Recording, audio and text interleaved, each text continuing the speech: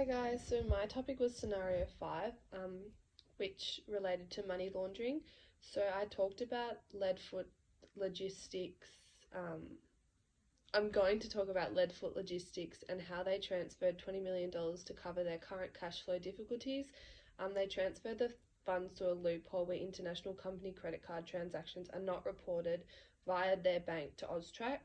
And AUSTRAC is the transaction company where you've got to report any transactions that are like over a certain amount of money to them. And the reason why they didn't do this was because they wanted to like they wanted to cover their current cash flow difficulties without looking like they're actually struggling. So by doing it through an international company, they didn't there wasn't any like proof that they were actually struggling. They just had like this money there, and it pretty much saved them. But because they didn't report it, it was classified as illegal.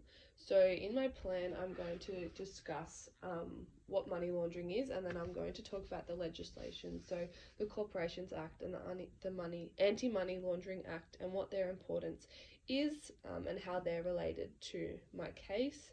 I'm going to mention what AUSTRAC does, what Leadfoot Logistics does, and what Westpac does, and what their case is about. And then I'm going to compare the Westpac and Logistics case together.